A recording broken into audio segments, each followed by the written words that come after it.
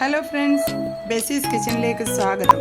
ഇന്നൊരു പുതിയ റെസിപ്പിയുമായി നിങ്ങളുടെ മുന്നിലേക്ക് ഞാൻ എത്തിയിരിക്കുന്നു. അതിനു മുമ്പ് നിങ്ങൾ ആദ്യമായാണ് എൻ്റെ ചാനൽ കാണുന്നതെങ്കിൽ സബ്സ്ക്രൈബ് ചെയ്യുവാൻ മറക്കരുത്. അതുപോലെ ബെല്ലൈക്കൺ കൂടി ആക്റ്റീവ് ആക്കിയാൽ ഞാൻ പുതിയതായി അപ്ലോഡ് ചെയ്യുന്ന എല്ലാ വീഡിയോകളും നിങ്ങൾക്ക് ലഭിക്കുന്നതാണ്. ഇന്ന് ഡയമണ്ട് കട്ട് ഉണ്ടാക്കുന്നത് എങ്ങനെയെന്നാണ് ഞാൻ പറയാൻ പോകുന്നത്. അതിന് ഒരു കപ്പ്, അതായത് ഈ കപ്പിന് 3 കപ്പ് പൊടിയാണ് ഞാൻ എടുത്തത്. ഇതിപ്പം ഞാൻ 3 കപ്പ് പൊടി എടുത്തിരിക്കുന്നു എങ്കിൽ നിങ്ങളുടെ ആവശ്യത്തിനുള്ളത് നിങ്ങൾ എടുത്താൽ മതി. 1 കപ്പോ 2 കപ്പോ. ഞാനിതിപ്പോൾ കുറച്ച് ഉണ്ടാക്കി വെക്കാനൊക്കെ കൊണ്ടാണ് ഈ 3 കപ്പ് എടുത്തിരിക്കുന്നത്. ഇതിൻ്റെ അകത്ത് ഇനിയും ഞാൻ ചേർക്കാൻ പോകുന്നത് ഉപ്പാണ്.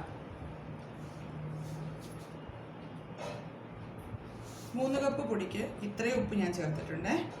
അതിനുശേഷം ഇത് എള്ളാണ്, കറുത്ത എള്ളാണ്. ഈ എള്ള് ഒരു സ്പൂണ് ഓളം നിറച്ച് ഞാൻ എടുക്കുന്നുണ്ട്. ഇത് കരിഞ്ജീരകം, ബ്ലാക്ക് സീഡ് എന്ന് പറയും. ഇത് ഇത്രയും മുക്കാൽ സ്പൂണ് ഞാൻ ചേർക്കുന്നുണ്ട്. ഇനി ഇതിനകത്ത് നമുക്ക് ആവശ്യമെങ്കിൽ ജീരകം ചേർക്കാം. പിന്നെ അതുപോലെ തന്നെ അയ്മോദകം ഉണ്ടെങ്കിൽ അയ്മോദകം ചേർക്കാം. ഇപ്പം എൻ്റെ കയ്യിൽ അയ്മോദകം ഇല്ലാത്തതുകൊണ്ട് ഞാനത് ചേർക്കുന്നില്ല. ഇനി ഇതിപ്പം എല്ലാം കൂടെ ഒന്ന് മിക്സ് ആക്കിയതിന് ശേഷം ഇത് സാധാരണ ചപ്പാത്തി കുഴയ്ക്കുന്നത് പോലെ തന്നെ ഇത് ഞാനിപ്പോൾ കുഴച്ച് വെക്കാൻ പോവുകയാണ്. കുഴച്ചതിന് ശേഷം നമുക്ക് പിന്നെ ഡയമണ്ട് കട്ട് ഉണ്ടാക്കാം.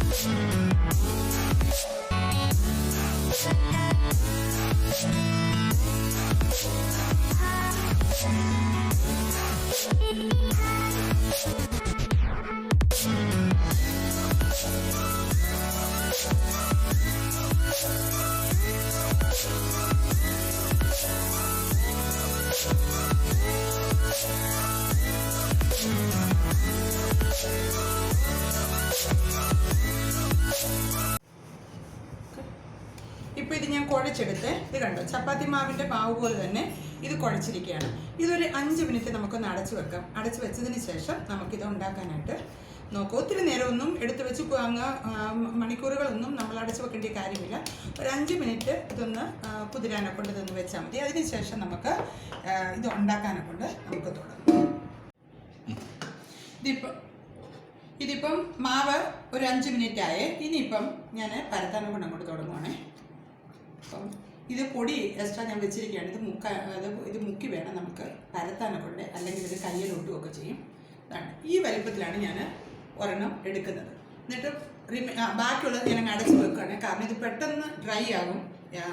ഓൾ പർപ്പസ് ഫ്ലോറാണ്. അപ്പോൾ അത് പെട്ടെന്ന് ഡ്രൈ ആകുന്നതുകൊണ്ട് ഞാൻ അടച്ചു വെച്ചിരിക്കുകയാണ്. ഇത് ഉണ്ടാക്കിയതിന് ശേഷം നമുക്ക് അടുത്തത് ഉണ്ടാക്കാൻ നേരത്തെ അത് ഡക്കൺ ഓപ്പൺ ആക്കിയാൽ മതി.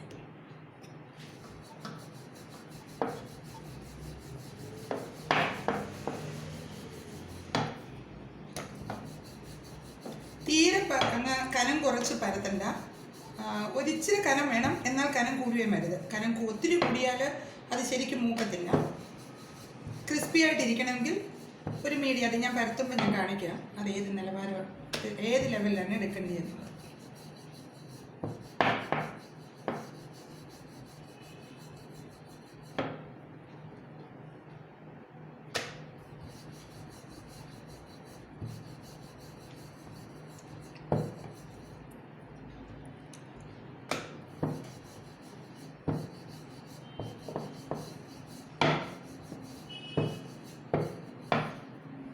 ഈ പരുവത്തിലാണ് നമ്മളിത്, ഈ കനത്തിൽ നമ്മൾ പരത്തി എടുക്കണം.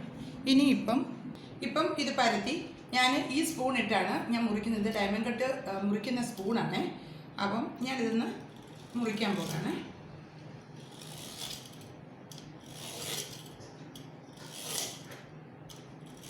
അല്ല നിങ്ങളുടെ കയ്യിൽ ഇതില്ല എങ്കിൽ ചെറിയ നൈഫ് കൊണ്ട് നമുക്കിത് കട്ട് ചെയ്യാൻ നോക്കും. പക്ഷെ എൻ്റെ കയ്യിൽ ഇതുള്ളത് കൊണ്ട് ഞാൻ അതുകൊണ്ട് തന്നെയാണ് കട്ട് ചെയ്യുന്നത്.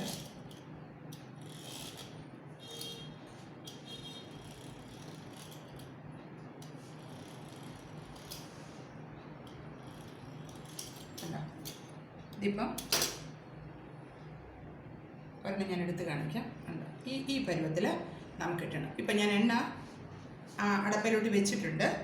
എണ്ണയൊന്ന് ചൂടാകട്ടെ. ചൂടാകുന്നതാണ് ഇതിട്ട് വറുത്ത് കോരാം നമുക്ക്. ഇതിപ്പം ഞാൻ ഗ്യാസിൽ എണ്ണ വെച്ചു. എണ്ണ ചൂടായിട്ടുണ്ട്. ഇനിയിപ്പം ഞാൻ ഈ നമ്മൾ പരത്തി വെച്ച ഈ പീസസ് ഞാൻ ഈ എണ്ണയ്ക്കകത്തോട്ട് ഇടാൻ പോവുകയാണ്.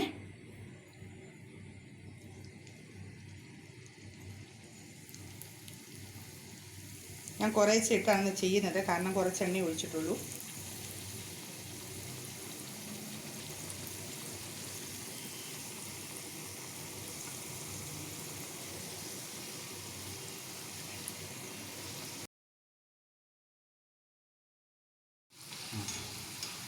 ഇതിപ്പം കണ്ടോ, എണ്ണയ്ക്കകത്ത് ഇട്ടപ്പോൾ തന്നെ ഇത് നല്ലവണ്ണം പൊള്ളിയിട്ടുണ്ട്. കണ്ടോ, ഇതിനിപ്പം തിരിച്ചും മറിച്ച് ഇട്ട് കൊടുത്ത് ഇതൊന്ന് മൂപ്പിച്ചെടുത്താൽ മതി. ഞാൻ കുറച്ച് എണ്ണ ഇട്ടിട്ടുള്ളൂ, അതുകൊണ്ടാണ് ഞാൻ കുറച്ച് ഇടുന്നത്.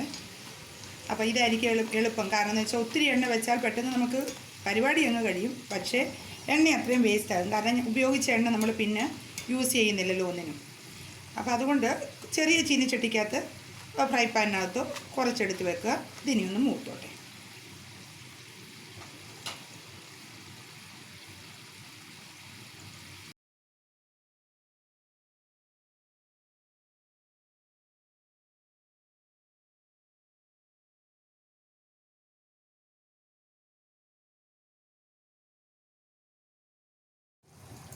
ഇപ്പം ഇത് പരുവമായി. നമ്മളിനിയിപ്പോൾ എണ്ണയ്ക്കകത്തുനിന്ന് കോരാൻ പോകുന്നത്. കണ്ടോ, ഈ കളർ ഒരു ബ്രൗൺ കളർ വരുന്നുണ്ടേ നമ്മളിത് എണ്ണയ്ക്കകത്തുനിന്ന് കോരണം.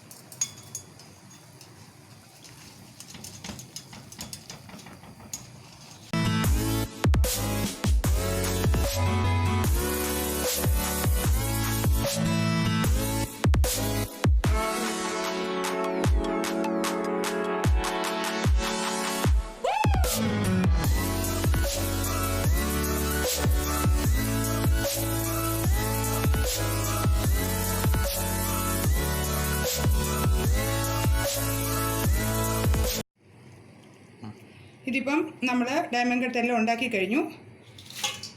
ഇത്രയും ഡയമണ്ട് കട്ട് നമ്മൾ ഉണ്ടാക്കിയിട്ടുണ്ട്. അപ്പം നിങ്ങളെല്ലാവരും ഇത് ട്രൈ ചെയ്യണം. എളുപ്പം ഉണ്ടാക്കാവുന്ന ഒരു സ്നാക്സാണ്. അതുപോലെ തന്നെ കുട്ടികൾക്കൊക്കെ ആണെങ്കിൽ നല്ലവണ്ണം ഇഷ്ടപ്പെടുന്ന നല്ല ടേസ്റ്റി ആയിട്ടുള്ളൊരു സ്നാക്സാണിത്. ഇതപ്പം നിങ്ങളെല്ലാവരും ട്രൈ ചെയ്യുക. ട്രൈ ചെയ്തതിന് ശേഷം നിങ്ങളുടെ കമൻസുകൾ അറിയിക്കുക.